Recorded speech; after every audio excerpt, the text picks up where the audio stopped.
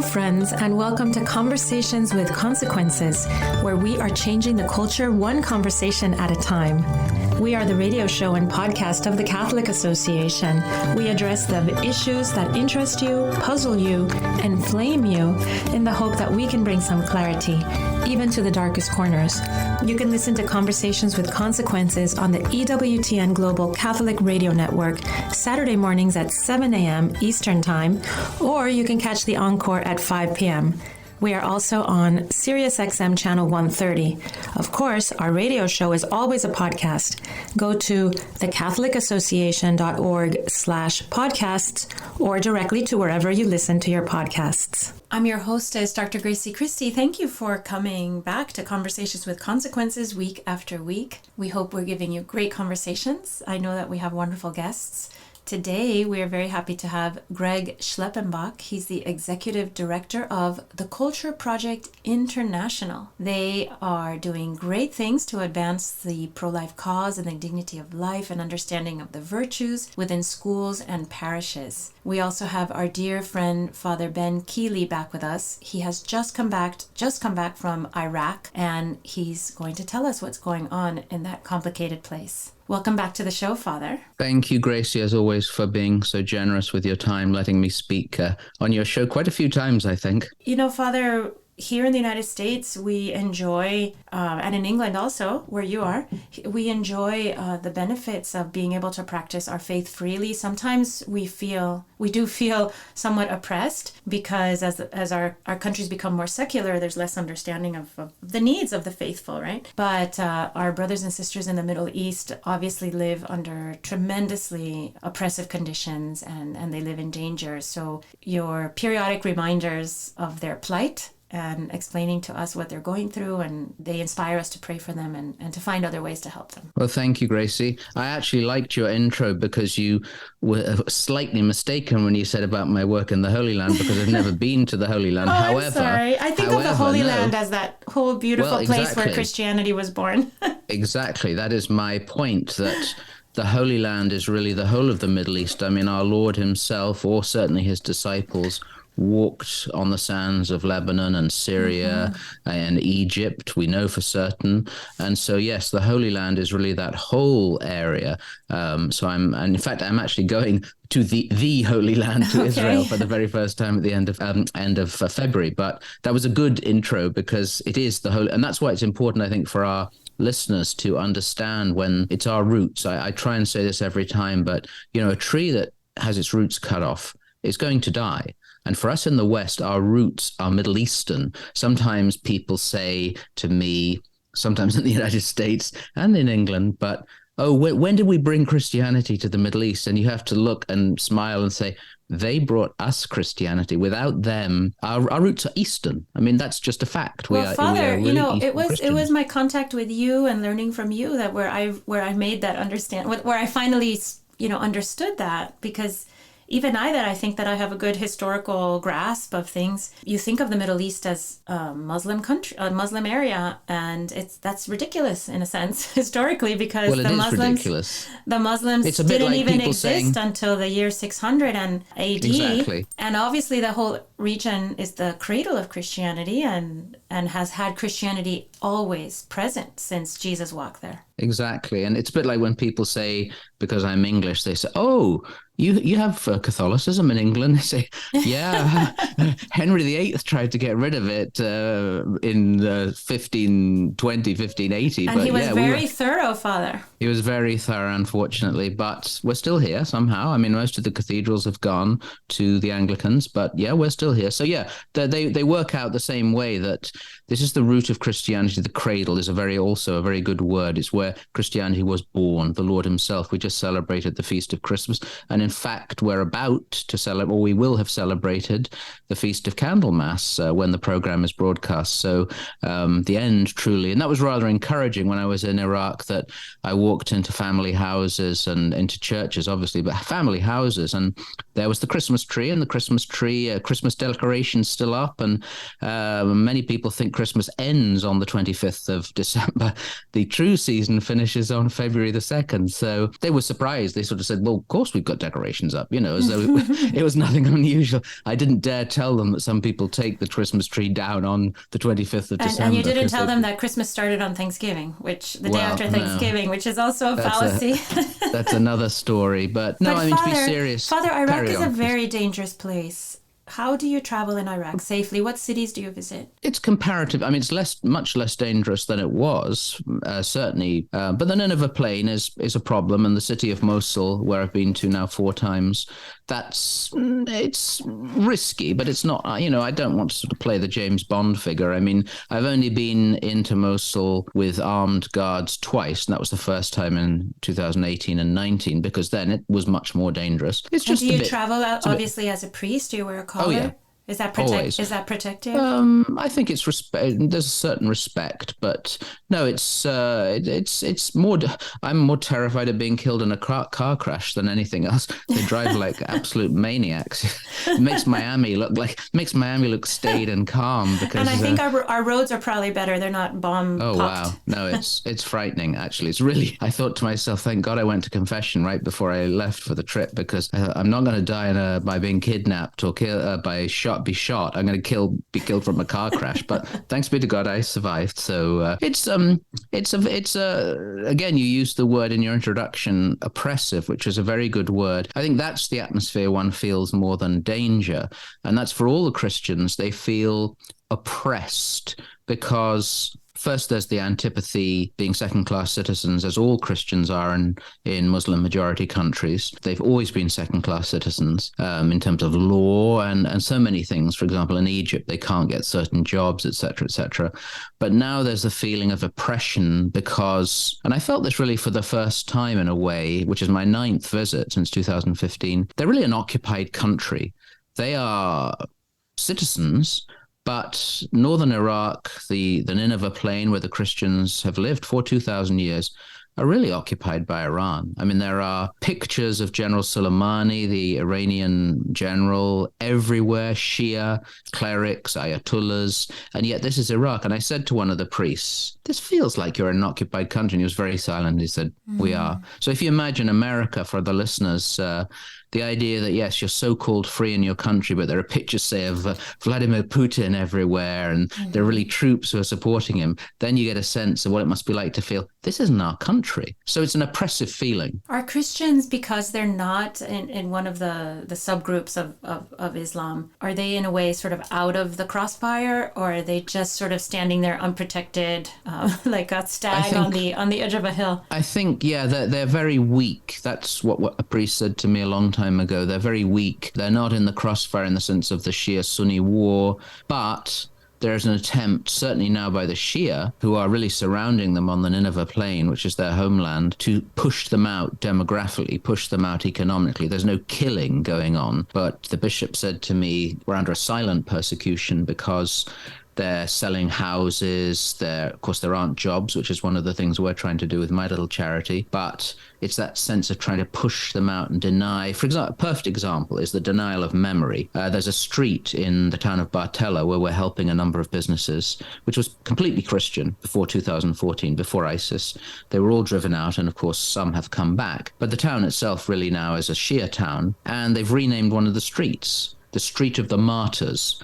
But it's all for Shia troops who were involved during the war. So there's a denial of history. It's a pretense, really, that they were always there when they weren't. They weren't the majority. Christians were the majority. So it's very hard to feel, as I said, that word oppression. You're just being oppressed. You're not being killed, but they don't want you there. And it's hard going, which is why we must keep praying. We do. We pray for them, Father, and I'm glad for the times that you remind us, that you come on our show and remind us to pray for our brothers and sisters there. Tell us again about your charity and how your charity helps the Christians in the Middle East. Well, we're very little, but I always say when I'm on, small is beautiful. And I really felt that this trip was both very encouraging and very depressing. The depressing was a bit of what I told you already, but the encouragement was seeing families staying. They get a very small amount of money comparatively from us.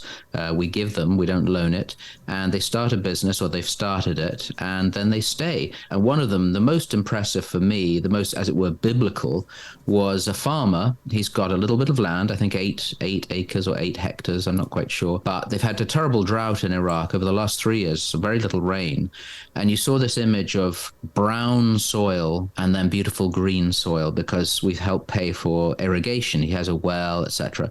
So it's very powerful to see that sort of image of death and life. And as our so your money, so the money that you gave him helped him build a well? That's what it was for? To dig a well and build a pump and put in a pump, for instance. And he put in a pump and he put in irrigation, and but he's that's committed that's the difference between life and death for a farmer. Exactly. That's what I was struck with so powerfully, I thought. And the man said to me, our guide said, he'll stay. He will stay because he has land now.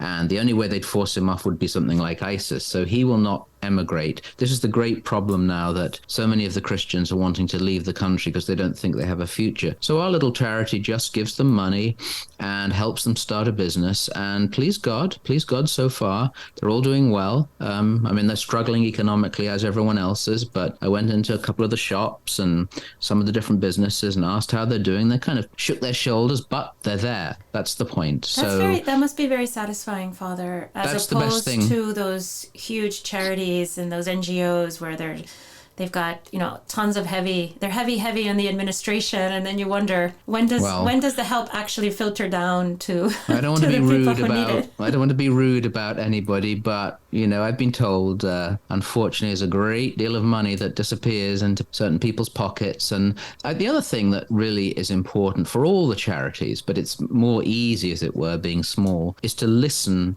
to the people, because so many times a big NGO can come in and say, well, you need this or such and such, but the people actually want something else. And the bishop said to me, he was very, very, very friendly to me this time, not that he's been unfriendly before, but he actually said to me, which is nice after 8 years, you actually know the ground now. You know the people. He gave me a big hug, which is an unusual thing. He's not Cardinal Dolan, who's hugging people all the time. Yes. But for an Iraqi bishop, it's kind of different, which was really nice because it confirmed for me that I'm not just a visitor anymore. And he said, what you're doing is so important. What we are doing, because I rely on the help of all our supporters, is so important because people are staying if you give them that help. So in that sense, it was very, very encouraging and very positive.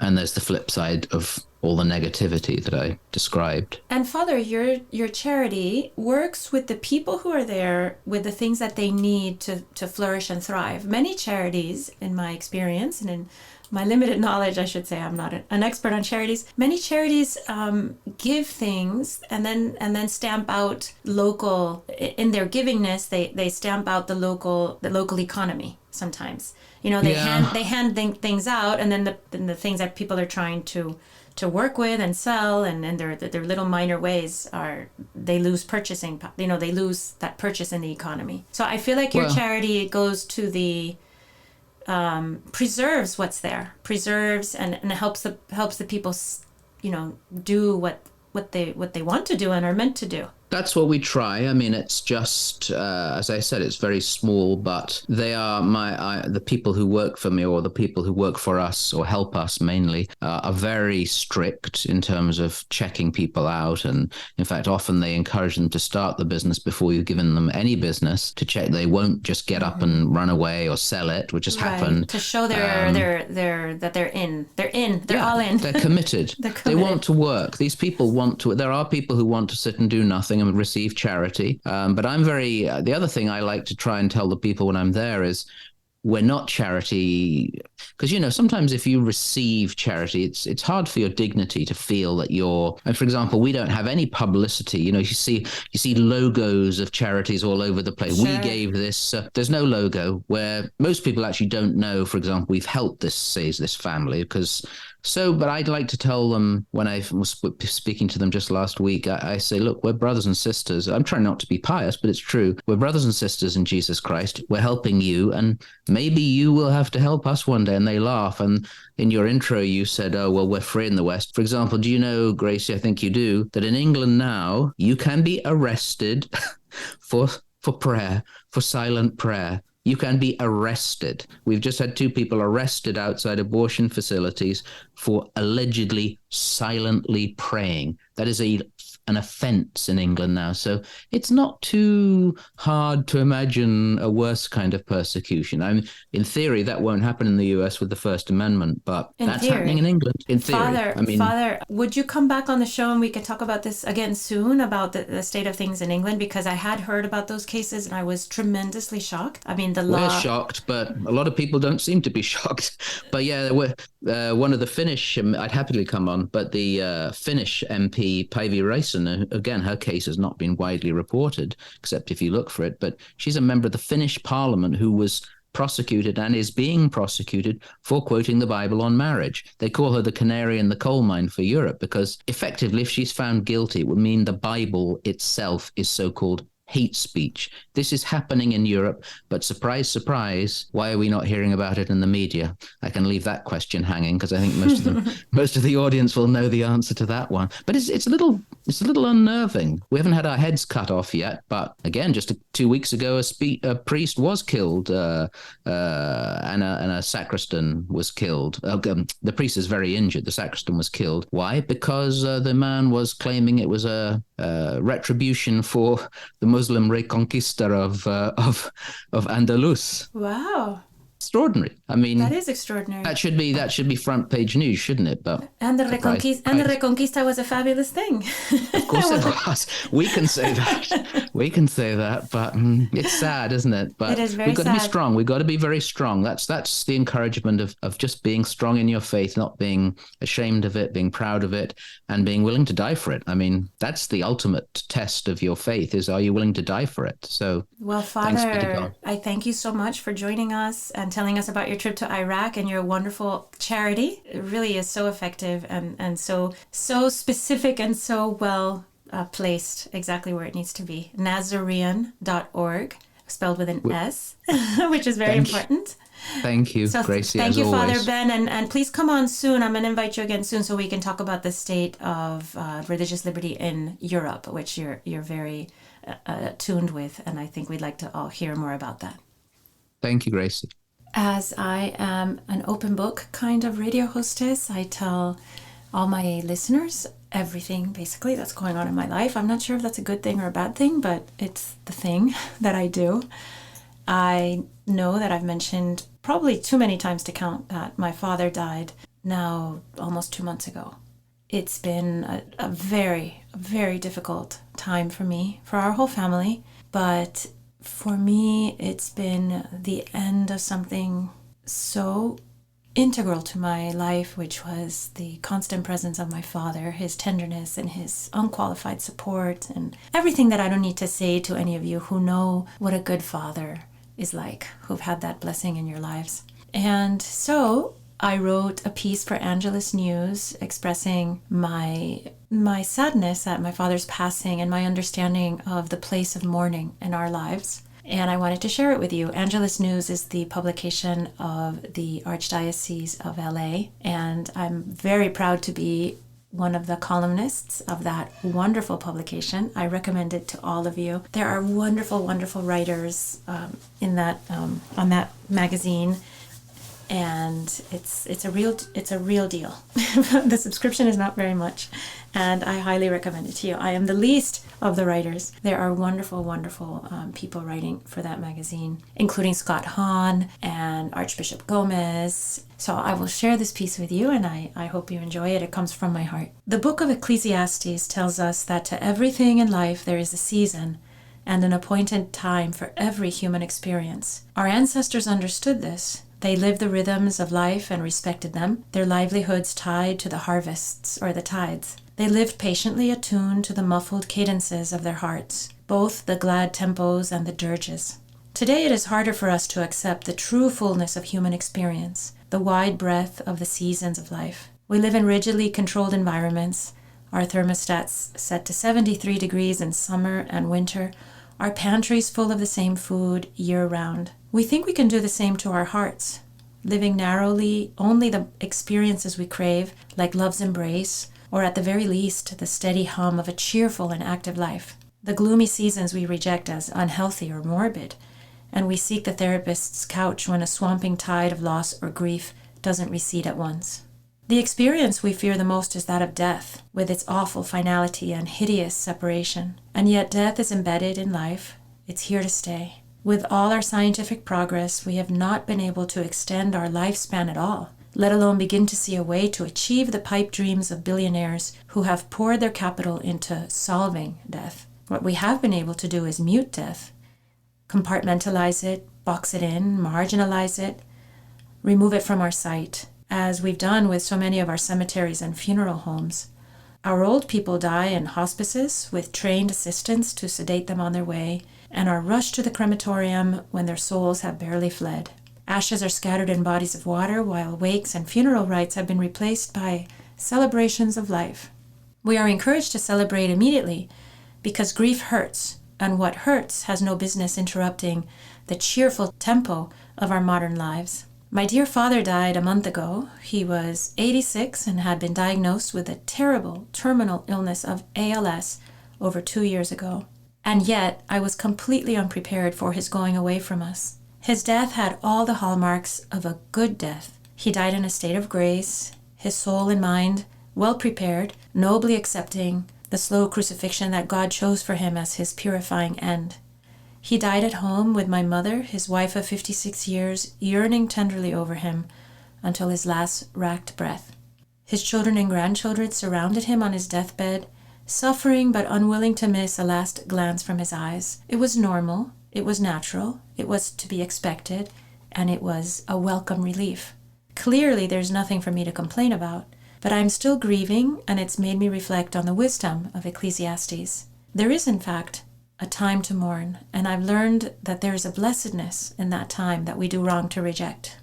The one who has lost enters a different dimension, as though separated by a veil from the unaffected around her. She has come face to face with the calamity of death and its incomprehensible transformation of the person she loves. Where there were eyes with eager welcome, there are now glassy orbs that convey nothing. Where there was warm skin to pat and kiss, there is an awful leatheriness that repels the touch. Where there were words of affection, forgiveness, and self-sacrificial love, there is silence. She yearns for one moment more with him, a few seconds even, to see his tender smile, which he kept up no matter how cruel the torment of his paralyzed body. But that moment is not to be, and knowing that, she grieves. Grief is part of true love. When we mourn, observing all the age-old traditions that accompany bereavement, we live rightly through one of Ecclesiastes' appointed times. It's true that it hurts to carry the leaden weight that bows our shoulders, but when we wear the black that reflects our mood, kneel in prayer at the coffin, and cry at hearing the Ave Maria in Mass as a great lament, we do what our hurting human hearts need to do, declare to the skies the enormity of our loss. The extended time of our mourning, the months or years, is also a spiritually necessary time. During that stage, our minds become directed to eternal things, our souls softened for the consolation of the only one who can console. Our hopes go from meagerly material to highly ambitious. We dare to think of joyful things like reunions in heaven and an eternity of happiness. We have presence of God. We make time for prayer. We discover God is using our period of sorrow to draw us into the pure air of his company. These are graces easily missed when we set our emotional thermostats at the most comfortable temperature and reject the long chill of bereavement. While the materialist may dismiss mourning as sentimentalism that interferes with an active, achieving life, the Christian today can fall into the same mistake, but for other reasons. Don't be sad. You have an advocate in heaven now. And we believe in the resurrection, so there is nothing to cry about. You will be together soon in only a little while. There is theological truth to these words of comfort, of course, but no Christian should make the error of disdaining mourning and going straight to celebration. Jesus didn't. When the divine life on earth learned that Lazarus had died, he wept. Think of the enormity of that. The very same person who knew that he would raise Lazarus up again in just a few minutes, and the very same Creator who had planned from the beginning of time to conquer death itself, cried at learning of the passing of his friend. We are meant to imitate Jesus in everything. Should we turn away from grief the way we turn away from his example of forgiveness of his tormentors? But why does Jesus weep? Great doctors of the Church have tried to answer that question. St. John Henry Newman, in one of his sermons, mused that it was more than sympathy for Mary and Martha. It was witnessing the victory of death, the greatest of the great miseries of the world, which filled our Lord's heart with pity. At the grave of Lazarus, he felt fully the contrast between Adam in the day in which he was created, innocent and immortal, and man as the devil had made him, full of the poison of sin and the breath of the grave. If this sorrowful contrast between what God had wrought and sin had corrupted could bring our Lord to tears, are we to resist grieving the death of a loved one? We who were made to walk eternally with our Maker in the dusk-scented garden are instead destined for the grave, and even worse, condemned to say farewell to those who are indispensable to our earthly happiness. Of course, our Lord conquered death through his passion and resurrection, and Christian faith and hope are waiting to relieve our grief in due course. There will come a time, I know, when thinking of my Father's tenderness will bring me smiles, not tears. When I picture his face, it won't be as I used to see it, turned eagerly toward me as I entered his room, but instead gazing happily at the face of God. The time to weep will be over, and the time to dance will come, but not until I have allowed the rhythm and cadence of grief to play itself out in the muscles of my heart. It's been more than a month since I watched my father draw his last breath. That day I fed him his last meal, spoon by spoon, and I thank God for that gift. He signed to my mother to comb his bit of hair. To the end he was an elegant, old-world Cuban of a type which is nearly extinct. He smiled on all of us, reassuringly, bravely, infinitely lovingly, and then he left us. I don't doubt that God himself pitied us in the sorrow of that moment. Perhaps he even wept again.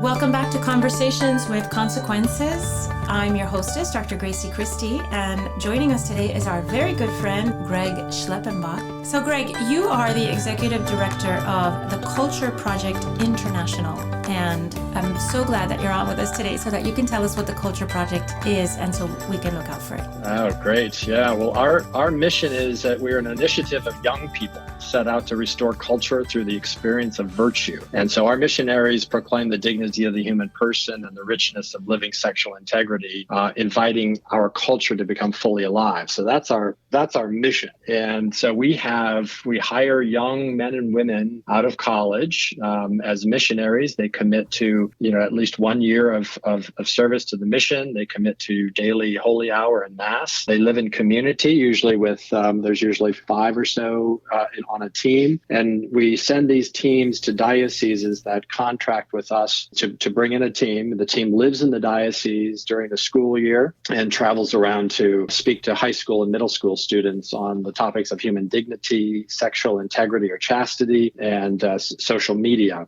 And then we also give a parent talk, and we try to let the parents know what their children are being subjected to in our culture, and also what we speak to them about, what our missionaries speak to them about. So that in a nutshell is the mission. And so our primary mode of interaction with students is in classrooms, in schools, and also in youth groups and retreats, young youth retreats and such. So that's how we first sort of interact and get the attention of young people with, I think, very engaging talks. And then we try to look for opportunities to, disciple young people. So more one-on-one. So we're not just coming into a classroom, once a year giving a presentation, then they never see from us again. The idea is to go back to the classrooms multiple times, but also have lunch encounters and other opportunities for more one-on-one small group kind of interaction where real discipling can take place. So that really is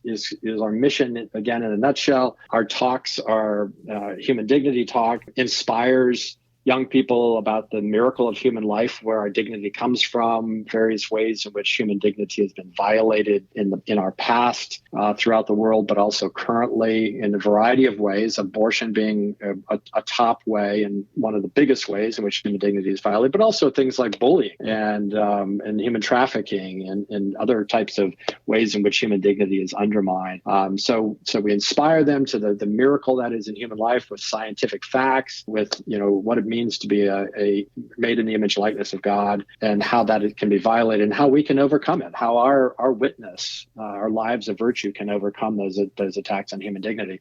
Same with human sexuality, where it's very much theology of the body based. Our missionaries go through a significant amount of formation, weeks and weeks of formation. In June, they meet at a Benedictine monastery for 2 weeks, where they enter into the spirituality of the monks and develop a spiritual life, and then also learn how to fundraise their salaries. In October, for 6 weeks, they get together for intensive training on the topics that we speak about. We bring in expert speakers who will talk to them, and they develop and teach them, and then they practice and get to know the presentations that they're going to be giving, and then they practice as presentations and before they go into the dioceses that we serve. And Greg, what is your entry point into the archdiocese? You contract with the archdiocese itself, or is it diocesan, or how is that done? It is, yes. It would be the bishop who would invite us to come in, ask us to come in, and there is a fee associated with us sending a team in there for the school year. They also the diocese provides a place for the missionaries to live in community. Typically, it's an unused convent or some other structure owned by the diocese, and so they live in the diocese for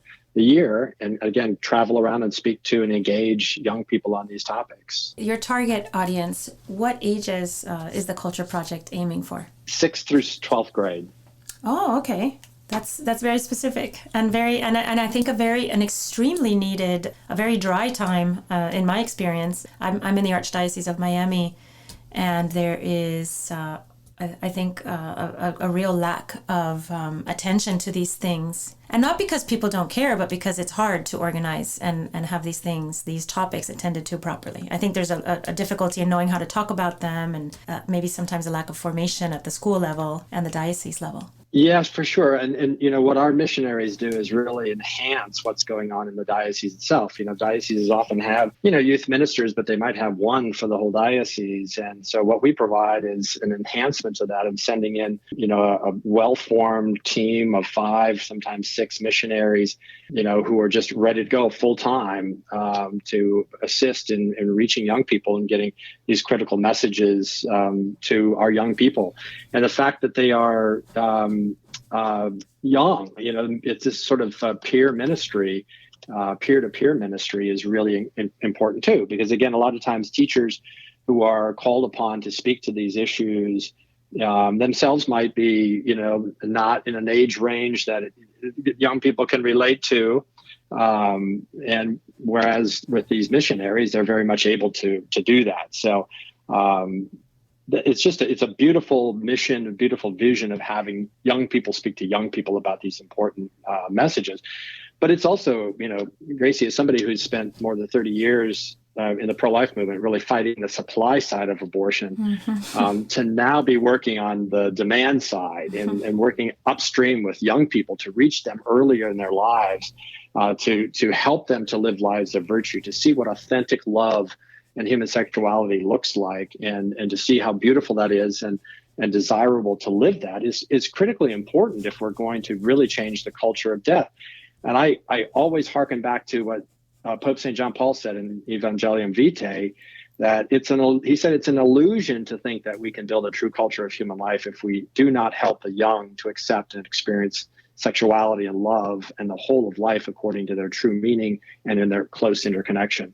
So, that document, he spoke about the roots and origins of the culture of death and what we need to do to rebuild a culture of life and a civilization of love. And he said, if we're not focusing on helping young people to understand and live authentic human sexuality, it's going to be really, really difficult to build a true culture of human life. I'm really impressed that you made this switch, that you made this big change in your life. I mean, I think it was probably a very big decision to go from this long time that you've been at the USCCB and sort of at the top of the food chain, in a sense, in the pro-life movement. And you're going now to the source of the problem, right? Like, instead of, like you say, supply side and demand side. I worry a lot in this post Roe v. Wade America. We concentrate a lot on things like pregnancy care centers, and I'm a huge proponent. I'm the director of the Miami Archdiocese Pregnancy Care Centers, the medical side, and I volunteer there, and I couldn't be more excited about what we do there. But let's face it, unless people start understanding who made them and why they're made and what for and what they're supposed to do with their beautiful bodies, there's never going to be a lack of demand for abortion. And for pregnancy care centers are wonderful, but we have to, like you say, we have to go to the source of the problem, which is that young people simply are not getting the information and formation they need. It's so true. And, we have a ready-made audience, just within the Catholic Church, with our Catholic schools and our religious ed programs. And, again, many instructors, teachers are doing a beautiful job of imparting this, but it's just, there's always need for more. There's never enough time in a curriculum to really to do justice to it, and to have, full-time missionaries whose sole focus is to connect and mentor and disciple with young people, and to live beautiful lives of virtue as beautiful examples of what it can be like. So true. An example is worth a million lectures, isn't it? It is. It truly is. Especially of a young person, because too many younger people have never seen an example of virtue lived out. That kind of virtue lived out, right? I mean, the situation they're growing up in and what they see on their Instagram and on TikTok and everything in the culture around them, there's nothing to model themselves on. Oh, and not only that, it's grotesque in so many ways. The examples out there, the bad influences to young people. Gracie, I was driving up to the USCCB office when I was still working there. I guess it was probably this summer sometime. And as I'm driving up the streets of Northeast DC, I coming across a young woman walking on the sidewalk, and I could see there was something written on the back of her shirt. And as I got closer, I could see what it said, and I was mortified. I mean, it said, "I do it on the first date," and "do it" was a very crude term. Really? And yes, and I saw that and I thought, oh my goodness. I mean, obviously being in this, absolutely tragic. It is tragic, and I'm not ignorant. I know there's a lot of garbage out there, but to see somebody wearing that on a shirt just spoke to me about the depth of despair and lack of hope and lack of virtue that is out there. And we have a beautiful message. The Church has a beautiful message of what it means to live sexual integrity in virtue that is attractive and beautiful. We have to do a better job of reaching more young people with that beautiful message. One difficulty that I see in Catholic schools, obstacle that I see, is that the good-hearted people that are teaching the younger children and the middle schoolers, they don't want to speak about ugly things, and they don't want to disturb the children's purity and their innocence. So a lot of subjects that should be taken up by middle school, at least, are not talked about in school. Instead, it's the culture and the internet that's giving the children the ideas that are forming them. And I sympathize with that a lot, because it's very difficult to talk about, things that we don't even want them to come out of our mouths because they're so offensive, even enough to explain to young people why that's going to break their hearts and damage their souls. But the culture doesn't have those kinds of reticences. No, not at all. And like it or not, our young people disturbingly young ages are being exposed to this. On the age of cell phones and internet, every young person practically has at their fingertips, access to very, very disturbing images and perspectives. And so we absolutely have to reach them with these positive, beautiful messages. And the way we do it, our presentations are done very sensitively. We don't get into deeply sensitive aspects of these issues. So we address it with an age sensitive sort of way, but still that raises the issues that are important. You don't run away from the issue itself, which right. And let me ask you, tell me something about your missionaries, because I have children that age, a couple in that age range, and I'm wondering what kind of fabulous, noble young person says, I'm going to give away a year to this beautiful project. That's a great question, and I would start with reframing the characterization as this giving away a year. Sometimes we hear people say, this is a gap year in between college and a real job. And I say nothing could be further from the truth. This should be almost like required formation for anybody coming out of college before they enter the working world.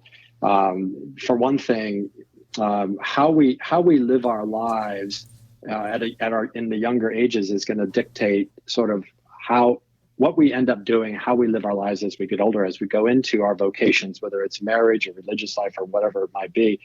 And think about what this year or two does. They are living in community with other people, daily holy hour, daily mass.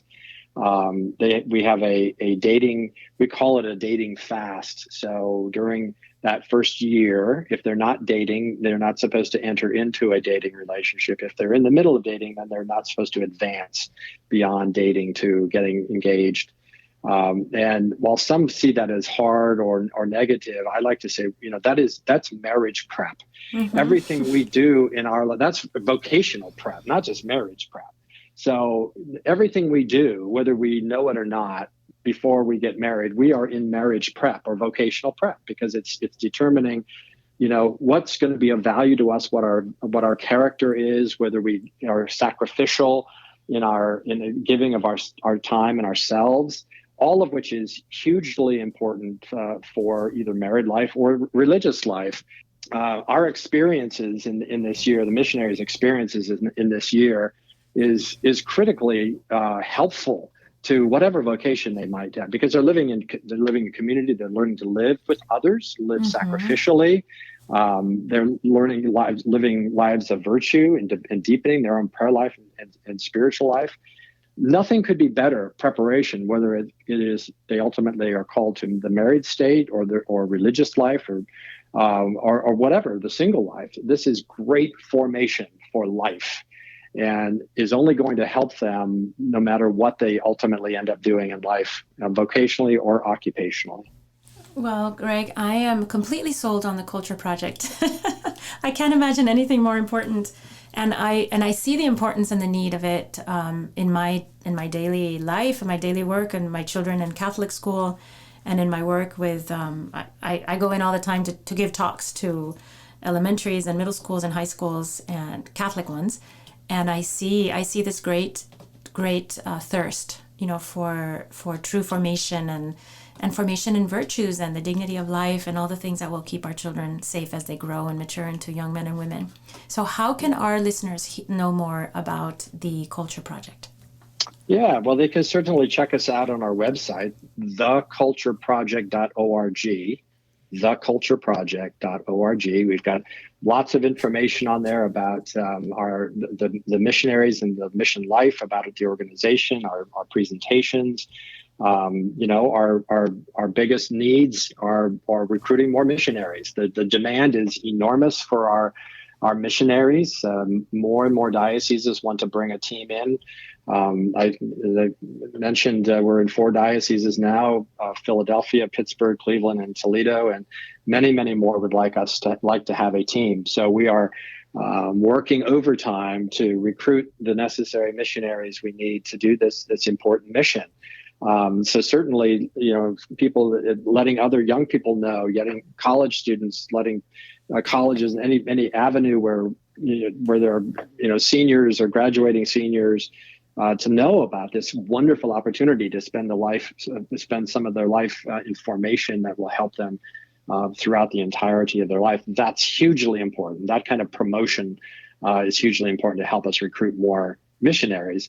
Also, there's obviously, opportunities to help us financially as well. So there's lots more to learn about the Culture Project and how individuals can help us expand our mission on our website. Well, thank you, Greg. And to our listeners, that's thecultureproject.org. And now, Father Roger Landry offers us, as is customary, a short and inspiring homily to prepare us for this Sunday's Gospel.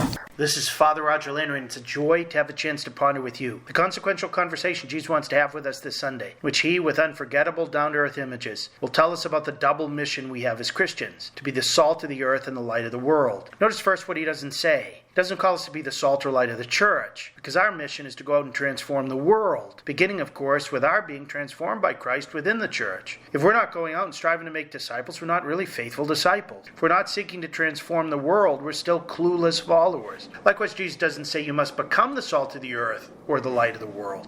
He says rather you are the salt and light. This is very significant. By our baptism, we've already received this identity and vocation. In the baptismal rite, our baptismal candle is lit from the paschal candle, showing that Christ, the light of the world, has passed his light unto us to be kept burning brightly. And in the extraordinary form of baptism, salt is put into babies' or catechumens' mouths in order to remind them that they are to be salt for the earth. The key for us is whether we're faithful to this call and live this mission as salt and light. Jesus says today that our salt can lose its saltiness and our light can be hidden, in which case they're not doing any good.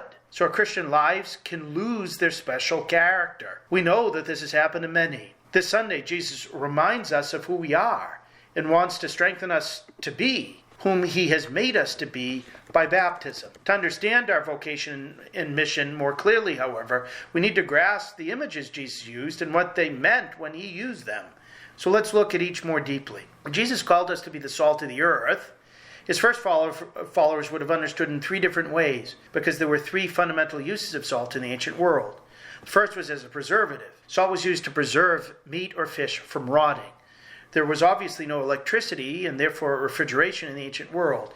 If any fish or meat was going to last in the sweltering Middle Eastern climate, it needed to be salted. There was an ancient saying that the animal or fish being preserved was already dead. Salt would therefore serve almost as a life preserver, something that would keep the meat or fish fillets from likewise dying.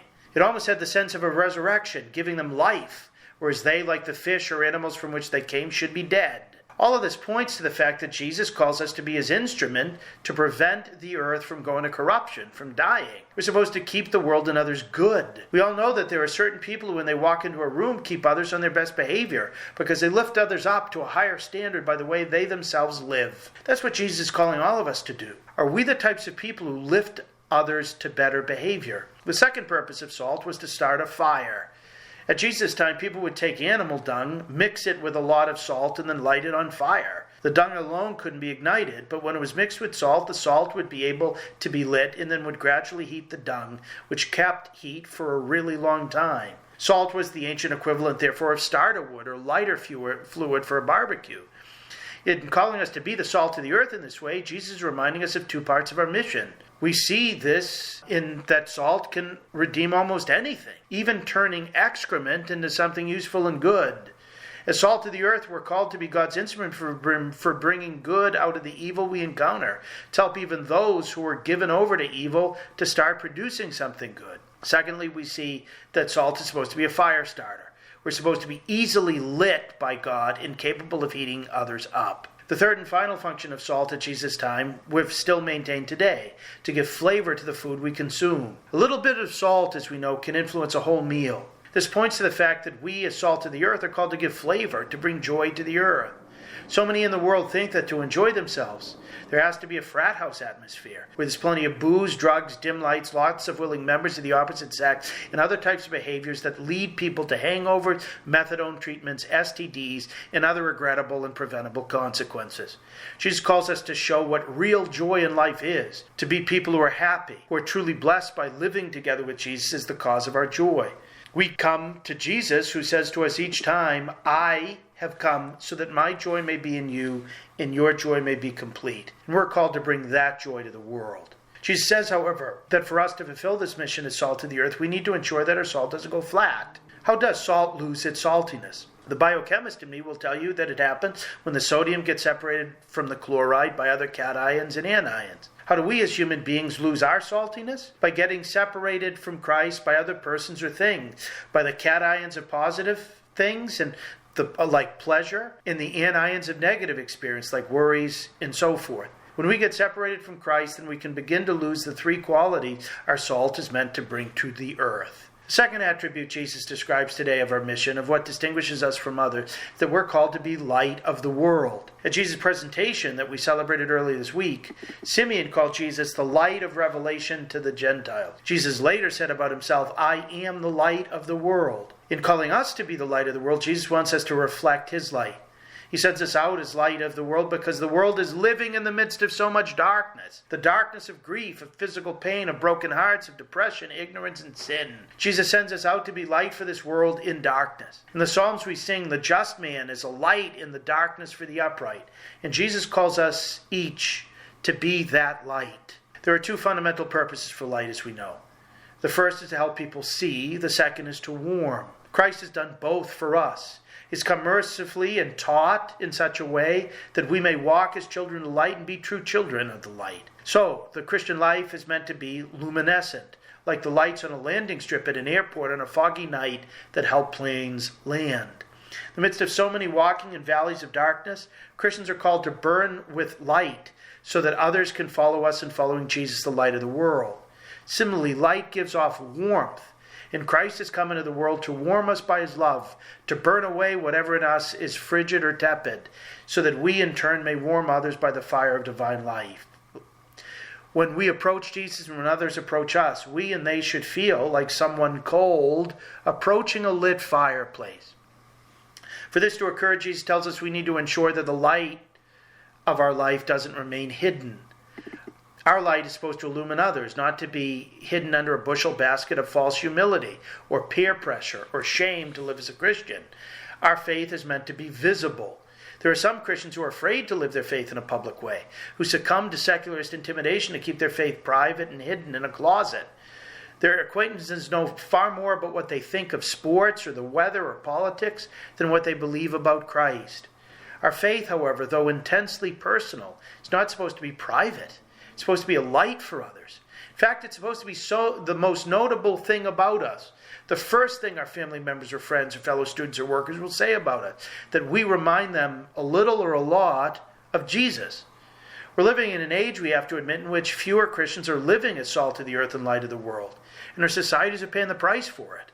The world desperately needs Christians being Christians to prevent culture from being corrupted, to start the right fires of goodness, to show where true joy is, to help guide society by the splendor of truth and the warmth of real love that are not separated from each other. But many Christians have lost their saltiness and brightness. Our societies are becoming lost, vulgar, even anti-Christian, despite the fact that Christians, nominally at least, comprise a majority of citizens. We even have some professedly Catholic leaders speeding that corruption and progress into moral darkness. That's because, for many, Christians have become detached from Christ and have extinguished his light through sinfully choosing to live by the standards of the world rather than of the gospel. That's why those who love Jesus, who want to be faithful to their baptismal calling, need to redouble their focus and become whom Christ wants us to be, whom he will help us to be. This Sunday, Jesus, who calls us anew to be salt of the earth and light of the world, in order to save the world and lead it on the path to light and life everlasting, wants to give us in the Mass all the grace he knows we need to live up to our vocation. He wants to give us his help to prevent our salt from losing its saltiness and our light from going out or being hidden. Let's get ready to receive that help and respond with courage and go out and live as who we by baptism are called to be, and who Jesus, with great love and confidence, never ceases to call us to be or to help us become. Thank you, Father Landry. To hear more from Father Landry, check out his website at catholicpreaching.com, and you can also catch his writings at EWTN's own National Catholic Register. A big thank you to all our listeners for joining us. I hope that this show was helpful. I hope that it gave you more peace and more hope and more joy, and you go with our prayers.